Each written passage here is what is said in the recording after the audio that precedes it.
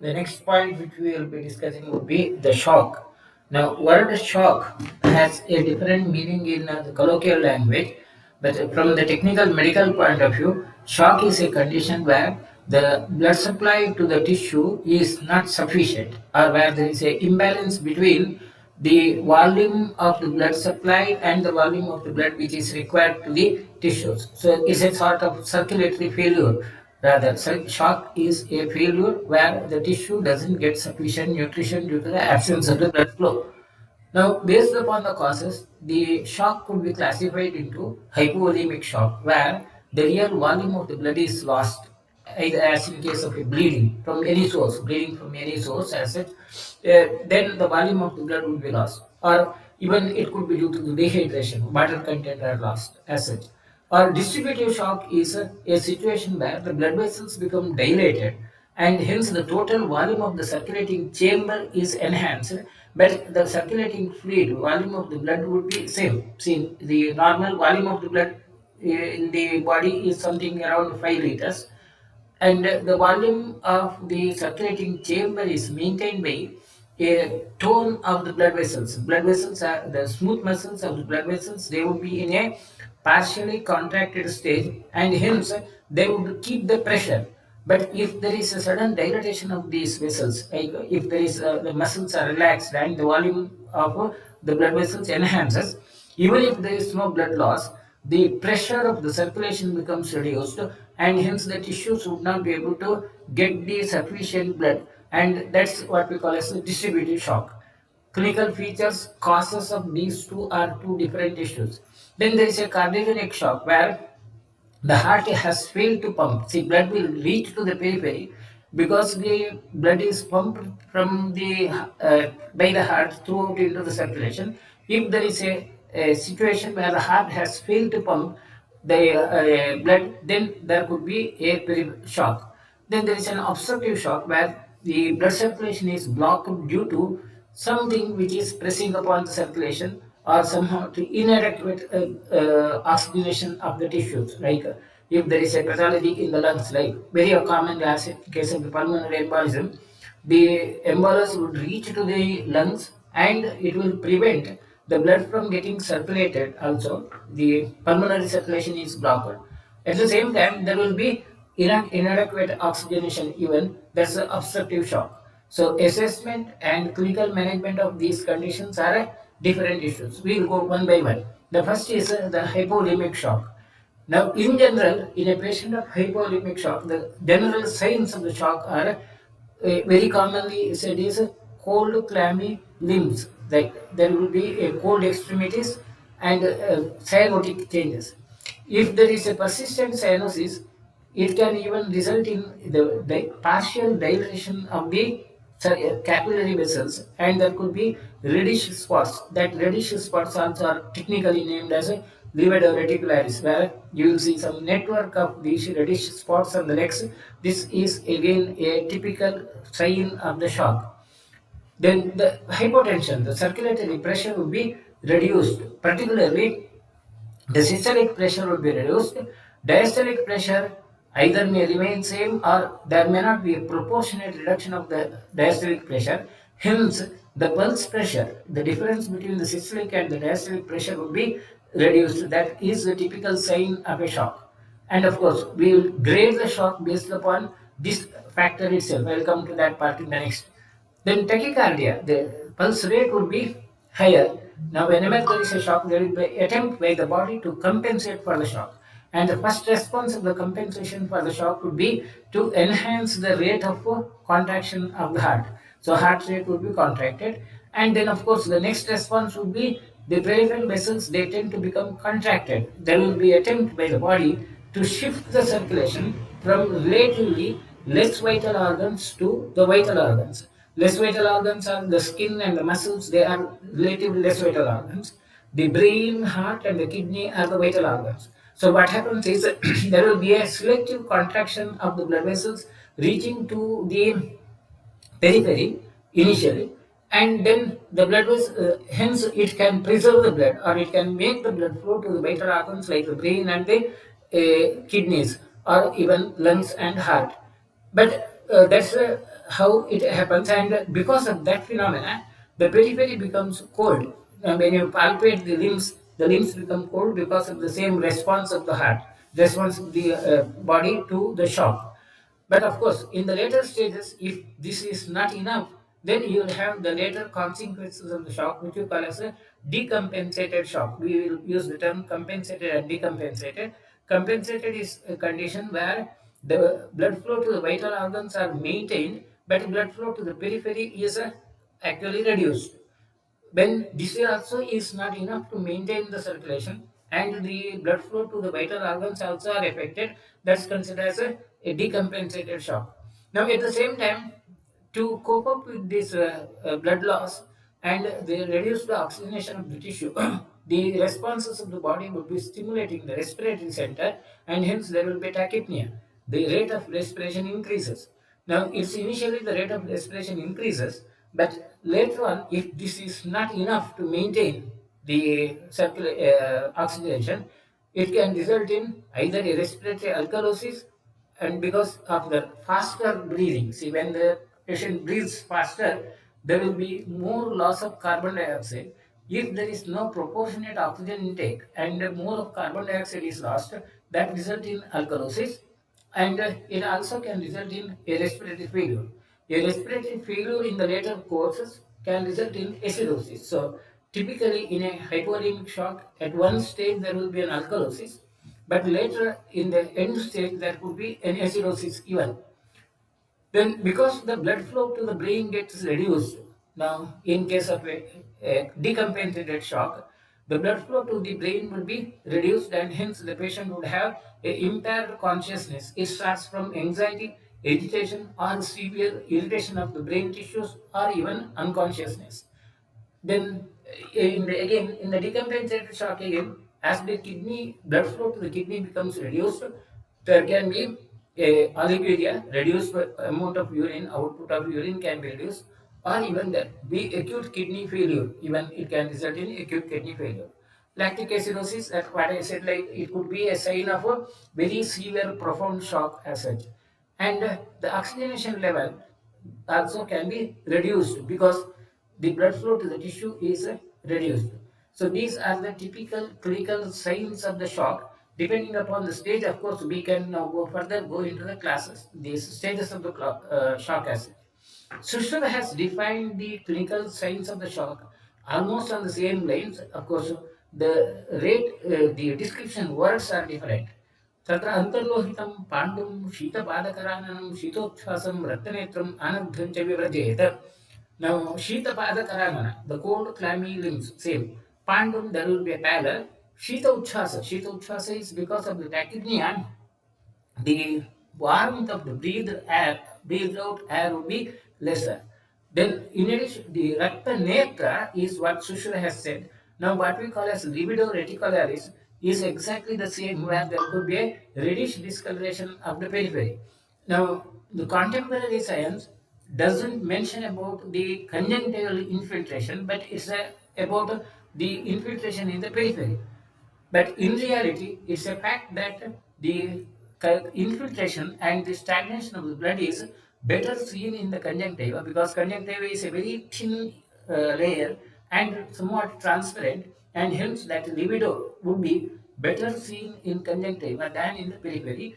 Of course, in the contemporary textbooks, that conjunctival infiltration as a sign of shock is not specified, mentioned, reasons I don't know, but it's a fact that the patient would have that conjunctival infiltration as the beginning sign, and that's what Sushruta says as Rakta. So, clinical signs of the shock are described in Sushruta almost in the same manner as we see now. Now, we go into the hypovolemic shock furthermore. The causes of the hypovolemic shock could be due to trauma. The volume of the blood lost could be obviously injury, a penetrating injury where the blood would be openly lost, or it could be a blunt trauma. It also can result in due to the vascular disorders like aneurysms, dissections, where now these are where there could be a possibility of internal hemorrhage, and the internal where the blood vessels may rupture, the blood vessels may get dissected, or there could be arteriovenous malformations also, which can result in a abnormal blood flow to the system, and the total quantity of blood reaching to the tissue could be reduced. It also can result in due to the bleeding from the gastrointestinal tract, like the ulcers, Mallory syndrome, or internal fistulae, which can result in the or esophageal varices quite commonly. These are the conditions which can result in hypovolemic shock. So whenever a patient comes with a hypovolemic shock, in the absence of a open bleeding, you need to consider the other causes also. See, when there is a patient presenting in a visible open source of bleeding, of course, the diagnosis is relatively simpler. Like a accidental injury where the patient has a visible wound and then the blood is lost, of course, the diagnosis is simpler. But in the other conditions where the blood loss may not be visible directly, and it may not be possible to assess the quantity of the blood lost, you need to consider the other factors. So the other possibilities also have to be considered. Pregnancy related disorders like ruptured ectopic pregnancy, placenta previa, abruption of the placenta, abruptoplacenta, these are all the possible conditions which can result in a hypovolemic shock conditions. Now once you have identified the patient as hypovolemic shock, we will have to grade the hypovolemic shock to plan the management. Now, the grading would be, now this is what we generally follow, the classical grading system. It's also called as a Young's grading system, where we have four grades of the hypovolemic shock assessed. Now, if the patient has a lost about less than 750 ml, that's around less than 15% of the total volume of the blood in the adults, in that condition, the patient would have a heart rate may be normal or slightly increased. There could be mild hypocardia, this tachycardia, and when you record the blood pressure, there may not be a significant change, but there could be a change in the postural recording of the pressure. See, when we say recording the blood pressure in the usual conditions, in the erect posture, and you record the blood pressure in the lying down posture, there would be a difference of about 10 millimeters of mercury. In a normal situation, too, there would be a difference. The blood pressure recorded in the lying down posture would be slightly higher than the blood pressure recorded in the erect posture. That's the gravitational effect. But this effect would not be more than 10 millimeters of mercury in a normal condition.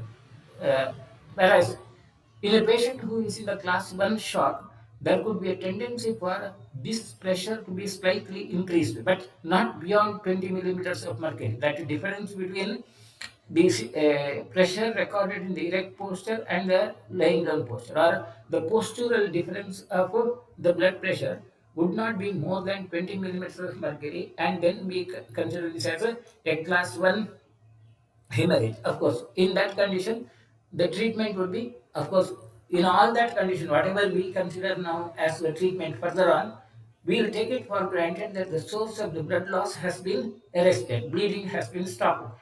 Techniques of arresting the bleeding would be different depending upon the site and type of the bleeding, which we will discuss at the end as with going to individual system. So, in the present discussion, we will limit ourselves to the management of the shock, considering that the source of the bleeding has been stopped. So that's has to be interpreted. Otherwise, if there is a persistent bleeding, these formulas won't work. Now, if the person has lost about 750 to 1500 ml of blood, that's around 15 to 30% as such of the total volume, then there would be a significant tachycardia. Then there will be visible or palpable difference in the pulse pressure. The pulse pressure would be lesser. Pulse pressure is the difference between the systolic and the diastolic pressure that becomes narrower. For a average normal circulation, you need to have 40 millimeters of mercury, the difference between the systolic and diastolic. And when it comes to less than that, then there is a possibility of a severe or mild, moderate hypotension. The blood circulatory pressure also would be reduced, and at the same time, the postural pressure changes would be quite significant. Patient may not be able to maintain proper consciousness or proper response in the erect posture. When a patient is made to lie down, the patient may be fully conscious. So this is what happens in class 2 conditions, class 2 shock conditions. There could be the patient may be feeling giddy or some discomfort in direct posture. If you make the patient lie down, and particularly head end is lower, the patient may have a normal visible psychological responses, or the conscious responses would be normal in that condition. And the difference between the erect and the lying down blood pressure, or the postural blood pressure gradient, would be around 20, more than 20 millimeters, but less than 30 millimeters of mercury, 20 to 30 as such. And there could be a peripheral vasoconstriction, and because of peripheral vasoconstriction, you will see the peripheral signs, the cold clammy limbs. The limbs tend to become cold, and it may not show the signs of cyanosis, but it tends to become cold, and the patient even may have some anxiety as well. That's the class 2, and in that condition, the management would be to maintain the circulation with the crystalloids and colloids, so on. We'll go into that discussion furthermore. Now, class 3 is where about the blood circulation of 1500 to 2000 ml of the blood is lost, or 30 to 40% of the circulation is affected. Then there will be severe hypotension, and circulatory pressure, systolic pressure, tends to go below 100. When the systolic pressure is go less than 100, and the pulse pressure comes to a level of less than 20, then there is a significant, when I say this less than 20, like if the person has a systolic blood pressure of 100 millimeters and diastolic pressure of 80 or 85, then that becomes pulse pressure becomes quite low, and that's exactly the situation in class 3 hemorrhages. Like, or it could go below, the systolic pressure may go still below, but diastolic pressure, and the difference between the systolic and the diastolic pressure, it goes down or significantly gets reduced and goes to less than 20 millimeters of mercury. And there is a obvious, very obvious signs of peripheral hypoperfusion, like the infiltration in lungs, and the venous refilling time also tends to be increased. Now, when I say venous refilling time, usually if you put a pressure or a blunt pressure over any part of the body, there will be a slight blanching. The sign would be, the area would be blanched. Now, this can better made out if you keep a glass slide or any transparent material over the surface and put the pressure, there will be blanching. The color tends to become pale. If you remove the pressure immediately in a normal condition, within no time, the color comes back to normal. In these patients who have a poor circulation, as in case of the vascular disorders as well as in the shock, and particularly class 3 shock, the time taken for the color to come back to normal would be more than 2 minutes. In, in normal conditions, it should be within 2 minutes, sorry, within 2 seconds. Like, and in case of the person with the class 3 hemorrhage, it could be more than 2 seconds, more than 2 seconds for the color to re-establish. That's the class 3 hemorrhage, where you need to have a it's not only enough if you maintain the volume of the circulation with the simple solutions water. You need to have something which can retain in the circulation for longer duration, and you also have to have enhance the oxygen carrying capacity of the circulating fluid. The circulating fluid also has to carry the oxygen. So in the first two conditions, if you can replace the volume of the circulation, the patient may recover. But there is no need to enhance the oxygen carrying capacity of the blood assets. Whereas in the class 3, there is an absolute necessity to enhance the oxygen carrying capacity, and the oxygen carrying capacity can be enhanced only with the transfusion of the blood. Class 4 is where the quantity is lost more than 2000 ml. It's a very severe, steady pulse, either peripheral pulsation may not be palpable at all, severe hypotension or severe tachycardia, or and the patient would have a persistent unconsciousness. In the class 3 hemorrhage, the patient may be unconscious in the erect posture. In the lying down posture, patient may be partially unconscious. Glasgow Coma scale could be on the higher side, whereas in class 4, the Glasgow Coma scale tends to become lower, and there could be very obvious signs of peripheral circulatory failure, where the venous refilling time can be even more than 4 seconds. It can be enhanced significantly, or at times there will be no refilling at all. And all the signs like cyanosis, libido, they would be better seen. Of course, I have put in this chart simply because of the interesting comment. from some source, the source here. The interesting comments are the rest of the things are almost the same. There is no such difference in the response as such. The grade one is what we call as a compensated shock. That's where you need to work your magic, where you can show the results. And decompensated shock, that's grade two, as grade two and grade three, you have to work very fast. You have to have immediate response, and there is a interesting comment: praying helps.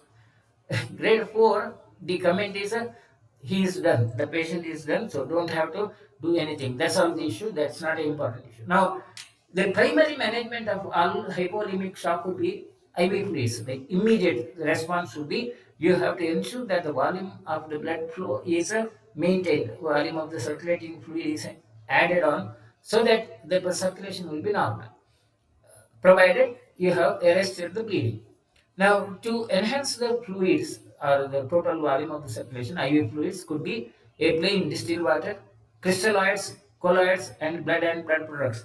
These are the commonly used IV fluids. We will go into individual each of them. Of course, water as such is generally not administered because it can produce a reduced viscosity of the blood.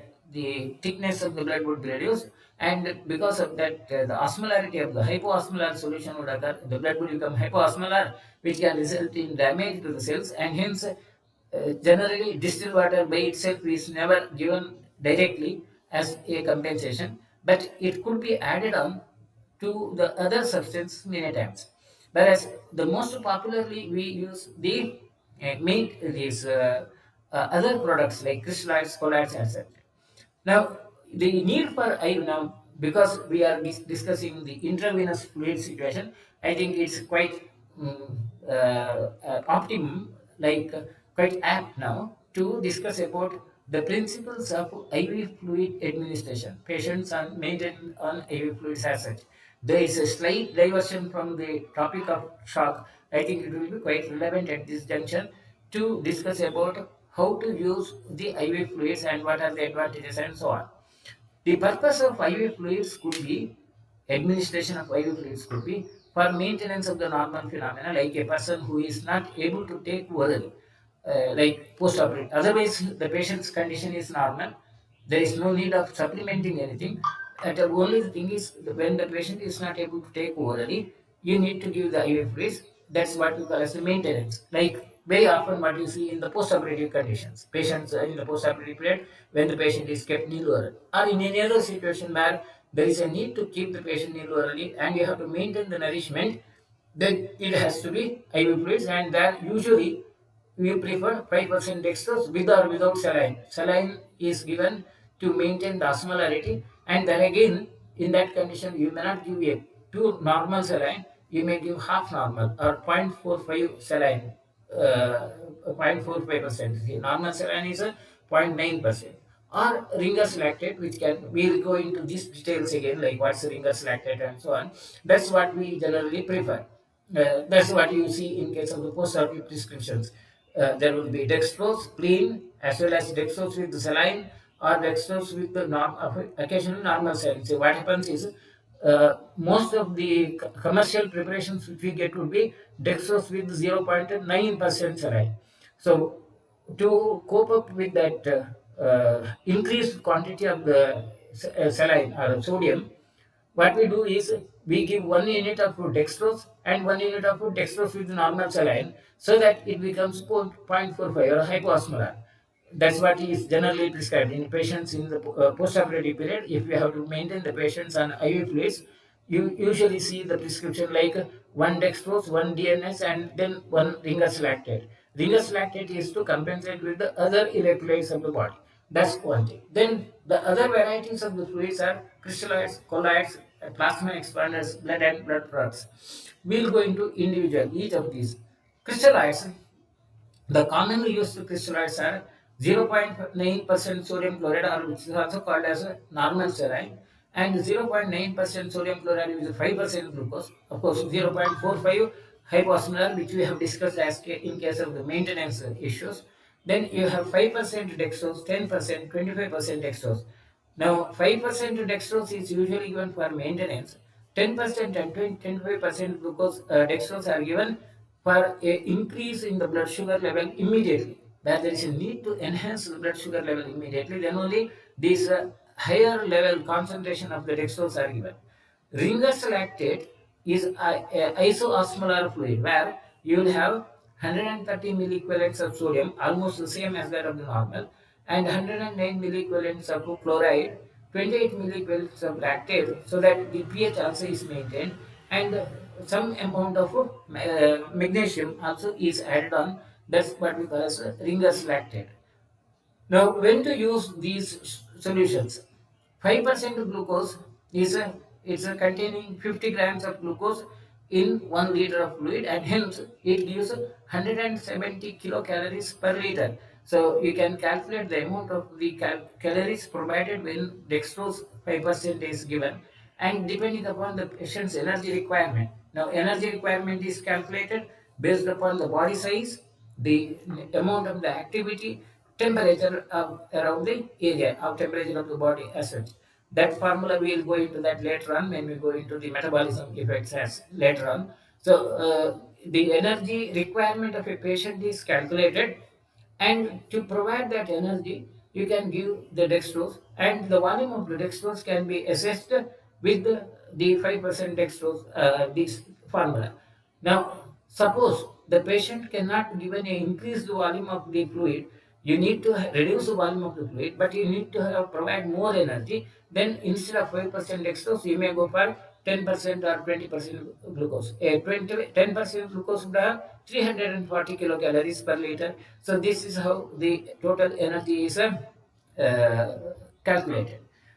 Indications for the 5% dextrose are: one is prevention of the dehydration, and pre and post-operative fluid replacement. Often it is given for a short duration fluid replacement, and IV administration of various drugs, like it can be a medium for other drugs often. Of course, these facts are not relevant to the shock discussion, but I think it's apt now to discuss about these issues also, the total principles of IV fluid administration. Then to prevent the ketoacidosis after starvation, vomiting, diarrhea, etc. Then adequate glucose infusion to protect the liver in toxic substances, like a patient who is alcoholic, acute alcoholism. To protect the liver, you need to give glucose, and you may prefer 5% or 10% glucose. And a hypernatremia, if the patient already has a increased sodium level, there too 5% dextrose is given. In the role of shock management, it's only in the prevention of the shock that it has a value. Otherwise, 5% dextrose is generally not the choice in case of the shock conditions. Contraindications are: it should not be given in IV fluids, particularly 5% dextrose should not be given in patients who have already a cerebral edema, or who have a risk of cerebral edema, where there is already a possible involvement of the cerebral structures, and there is a possibility of cerebral edema, like acute stroke conditions. uh, it can enhance the edema because it's a dilute fluid. The total volume of the extracellular fluid will be enhanced, and hence it can result in the edema of the tissues. And in patients' neurosurgical procedures, 5% dextrose is never given. It's always a higher concentration is given, because a higher concentration will be hyperosmolar, and hence it helps to shrink the tissue. Edema will be reduced. Acute ischemic stroke, again, the reason is again same, that it could be producing the shock. In hypovolemic shock conditions, 5% dextrose is not really indicated. As I told, it's only for prevention, not for the treatment. Because if you give only this water alone, it will be immediately excreted out by the kidney, and as it is excreted out by the kidney, it may not help in increasing the volume of the circulation, volume of the circulating fluid. Instead, it may enhance the fluid in the tissues. The intracellular and extracellular fluid would be enhanced, and there could be tissue edema, and hence it's not given. Patients with the hyponatremia and water intoxication conditions, 5% dextrose is contraindicated because it will dilute the blood further and add to the water content of the blood further, and hence it's not given. Whereas in hypernatremia, the sodium level is higher. In that condition, 5% dextrose is preferred. Now, Again, of course, this if the patient has a blood transfusion, you are not supposed to give 5% dextrose in the same line, same IV line, because it can result in hemolysis or it can produce a clot formation. And hyperglycemic conditions also is not given. Now, whenever you give 5% glucose, the usual rate of fluid would be zero point 0.5 grams of glucose per kilogram body weight. So they you have to calculate per hour, or the other way is another way of calculation would be 666 milliliter per hour or of 5%. This is how it has to be calculated. Now, for meeting with the maintenance as such. Now, this can be achieved by having 33 drops or 30 drops per minute rate. So, usual IV drip usually prefer 30 drops per minute rate, which will provide the same. You can calculate it later on. Then isotonic saline is another option where 0.9% or which also called as normal saline, where sodium would be 150 more milliequivalents and chloride also will be 154 milliequivalents. Now, the basis is it provides the major electrolytes of the body. Major electrolytes of the extracellular fluid are sodium and chloride, and that's how it provides water as well as electrolyte deficit to a great extent. The volume of the circulating fluid is enhanced for a short duration, maybe for a few hours, but it can enhance the circulating fluid volume. It may not get into the tissue space immediately, and hence ideal in shock management. The requirement of the shock management would be the same. So hence in the primary, in the class 1 shock conditions, isotonic saline is usually preferred as a first choice. Of course, at the same time, if you have to provide the nourishment also, patient is not able to take the food orally, then instead of isotonic saline, you may give dextrose with isotonic saline, that's DNS. Dextrose with the normal saline could be used as such. Contraindications are it should not be given in pre-eclamptic patients, chronic heart failure, renal disease, and cirrhosis because it enhances the total volume of the circulating fluid. So, wherever there is a hyperolemia, the total volume of the circulating fluid is already enhanced, then isotonic saline is not to be given. Normal saline should not be given.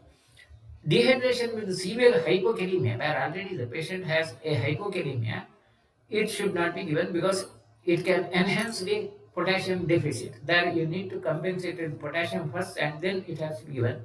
Then if it is given in large volumes, DNS given in large volume, it can result in acidosis where there could be increased chloride contents in the body. Particularly indications are like water and salt depletion as in dehydration, of course. We will be discussing about the dehydration separately later on after completing the shock. And there again we will refer to this issue. But dehydration in case of diarrhea, vomiting, etc., where the patient has an excess of urine output, to compensate with that volume, it can be given as indication. And hypolimic shock, particularly grade 1, class 1, DNS is usually the first choice of the drug. Patients with alkalosis with dehydration, also the indication would be saline, DNS would be a normal saline is given. Severe salt depletion and hyponatremia, and in case of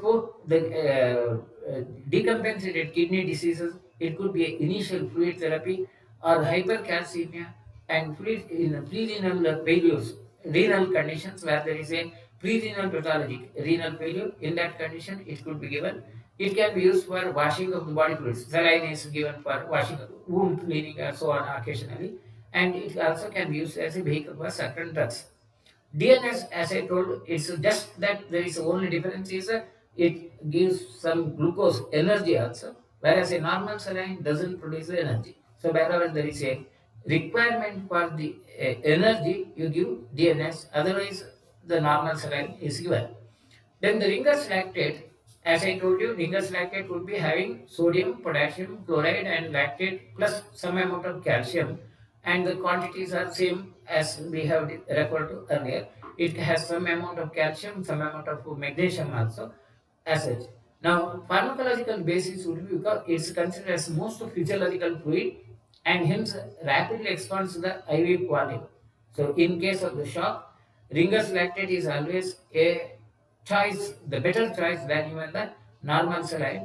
Normal saline, it enhances the circulating fluid immediately and it lasts for a few hours. At the same time, it may not produce isoosmolar conditions in the body.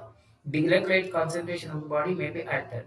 Whereas when you give Ringer's lactate, it adds to the volume of the circulating fluid and doesn't affect the total electrolyte concentrations of the body.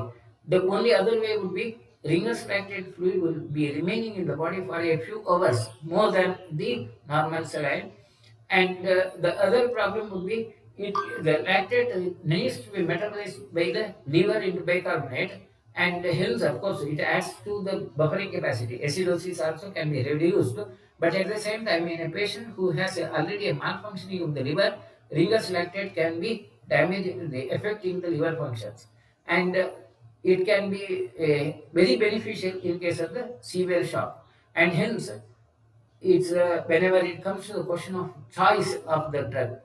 In case of grade 2 and grade 3 shocks also, particularly grade 2 as well as grade 3 shocks, for the initial management, Ringer's lactate is always better preferred than the other way.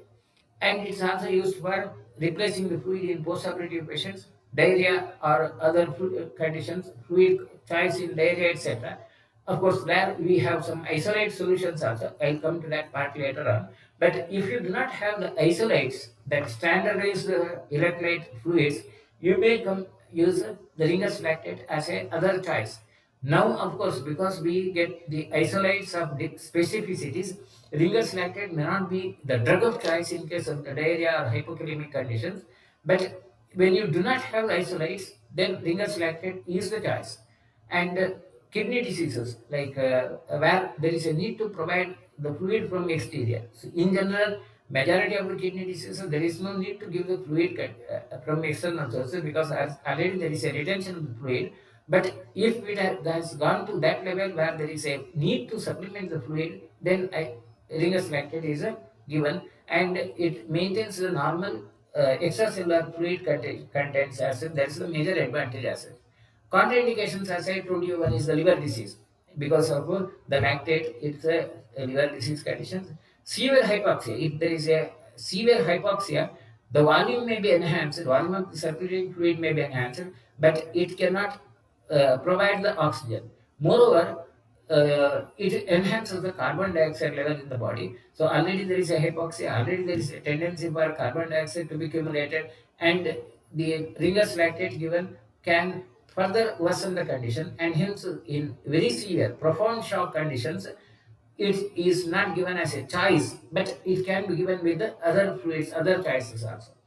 In any of the conditions where the total volume of the circulating fluid is already enhanced, like a heart failure, chronic congestive cardiac failure, where the volume of the circulating fluid itself is an enhanced condition, or as in Addison's disease, where again there is a severe volume of the circulation, or omitting with the alkalosis as such.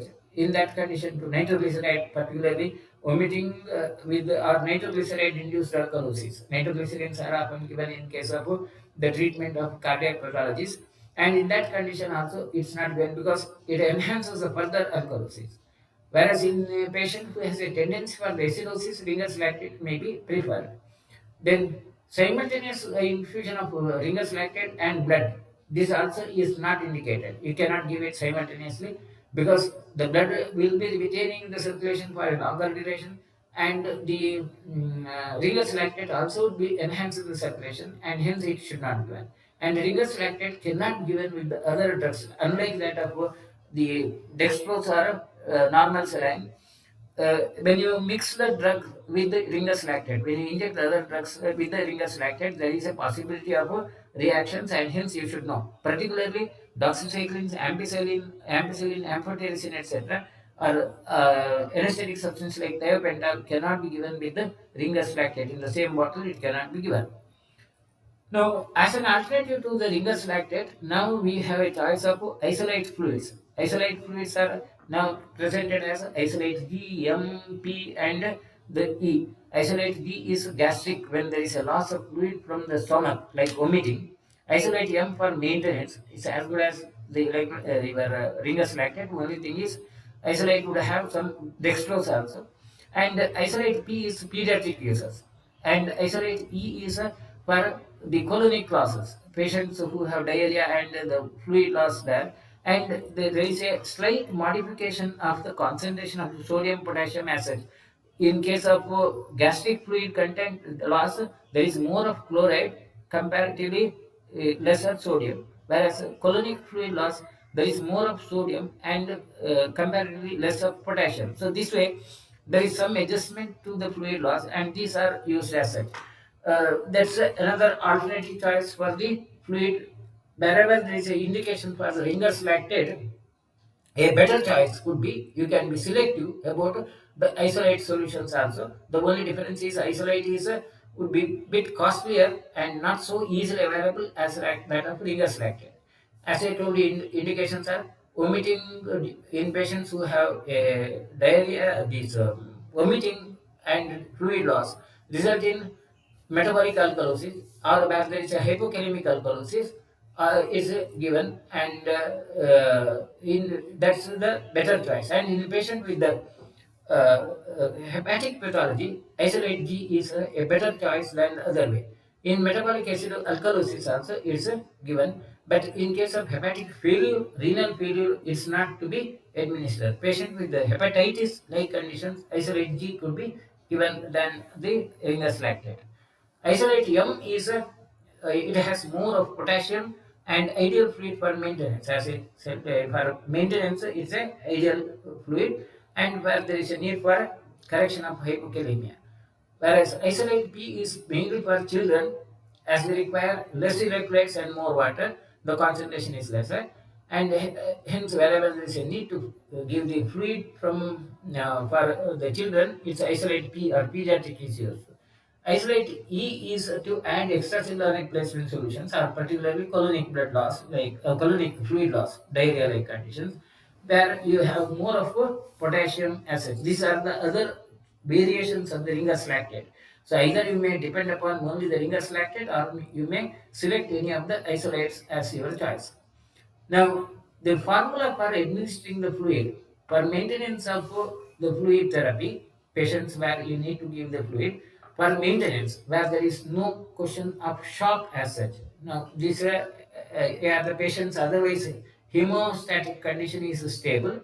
To calculate the dose of the fluid, there are three techniques of formula. One is three formulas. One, the maintenance dose on average requirement of 35 cc per kilogram per day for an adult.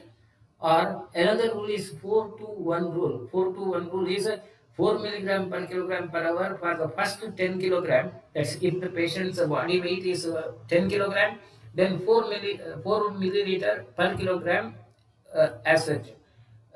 If the body weight is 20 kilograms, then for the first 10 is 4 milligram, the next 10 2 milligram per hour. That's the dosage.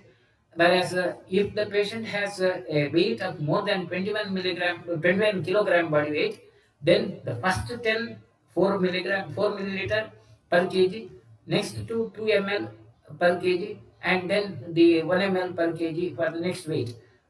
To make it simpler, I have given you the formula. This line, if a patient has a 85 kg body weight, then according to the first formula, where the 35 cc per kg per day is calculated as 85 kg into 35 is 35 cc per kg per 24 hours. That means 3 liters per 24 hours. Usually 6 bottles per 24 hours per an average 85 kg.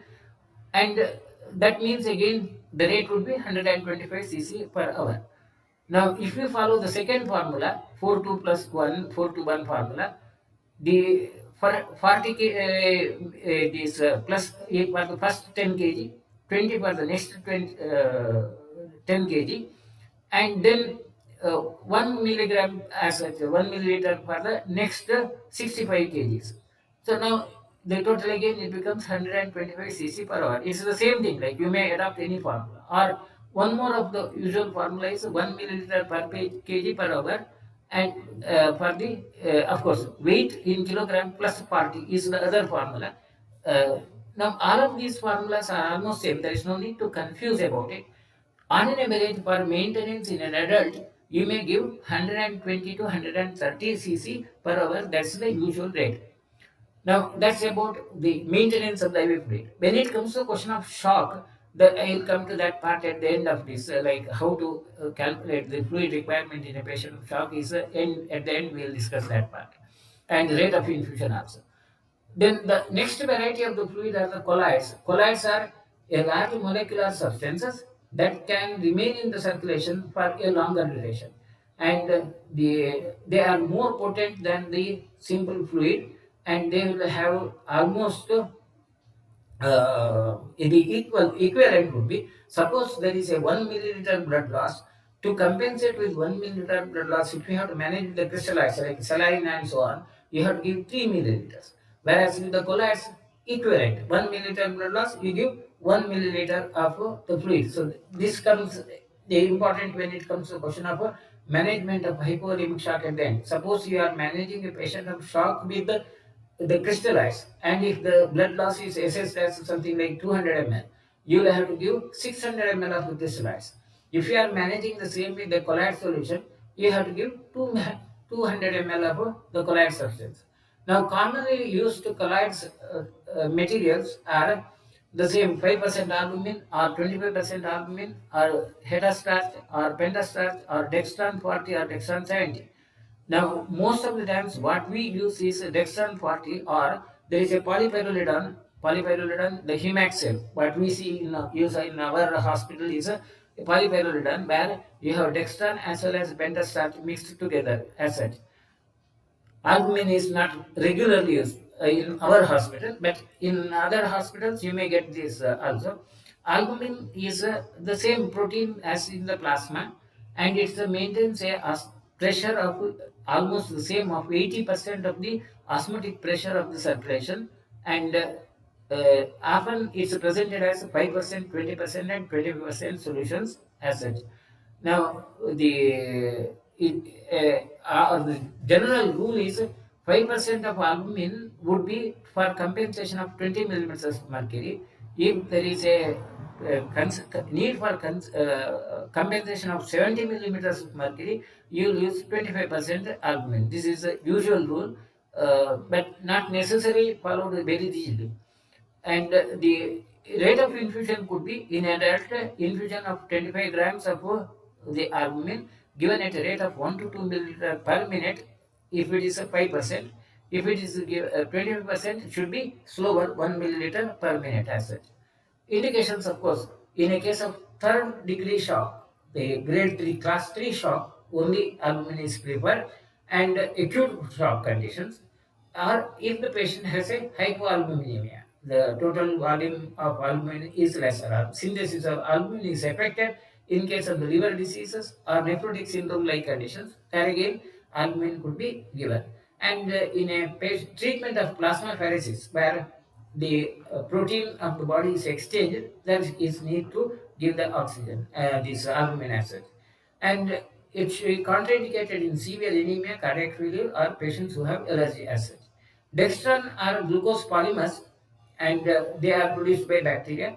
And again, there will be different molecular weight of dextrans. Usually 40 and 70 are used in the clinical uses for as IV fluid replacement. The other uses of the dextran are they are mainly used for many other conditions as a treatment because of the heavy molecular weight. Often for clot busting treatment also used in higher concentrations, and it enhances the IV volume immediately, and it's used as for short duration treatment, and because it gets excreted rapidly, relatively lower molecular weights get excreted rapidly, higher molecular weight dextrans like 70, it takes longer time for getting excreted, and it also acts as antithrombotic clot busting treatment in higher concentrations. That's the issue. Now, indications are it's preferably in hypovolemic corrections, like particularly grade 3, class 3 conditions, and it also helps in prevention of DVT and post-operative thromboembolism like situations. It improves the blood flow in the microcirculation. even as in case of the gangrene also, myocardial ischemia or cerebral ischemia also it helps. So Hemaxel is often given in such conditions as such. Whereas it's contraindicated in acute renal failure, and it should not be given if before you go for the blood grouping and blood matching. Hypersensitive reactions. Dextran can produce severe anaphylaxis also occasionally. So you need to be careful about the sensitivity. The other polymers, Hemaxel. Now, as I said, Hemaxel is more popularly used in our setup hospital, and it's a sterile pyrogen-free 3.5% solution. It's actually a alternative to the Dextran, and it contains succinated gelatin as well as to a certain extent cross-linked gelatin or polygelin, which is also a derivative of the Dextran only. Is used as such. It helps in plasma expander expansion immediately, and it is used primarily for heart plug machines. Now, Hemaxel, that's what we use as such. These are the IV fluids. Advantages are this doesn't affect the coagulation, unlike that of dextrans, and it doesn't affect the blood grouping. So, in emergency conditions like surgical emergencies, it can be given and remains in the blood for 4 to 5 hours. And infusion of 1000 ml expands plasma volume by around 300 to 350 ml. So, if there is a need to expand volume by 300 ml, you have to give 1000 ml of this. Hypersensitive reactions can maybe even possible in hemaxil and should not be mixed with the blood as such. That's the issue. That's about the basic principles of hypovolemic shock conditions. Next, we will discuss about the distributive shock in the next session. We will continue with the shock next session as such. If there are any questions, we will try to answer and then wind up. Right. Okay. No questions. So fine. We will conclude today. We will continue in the next session about the further assessment of the shock.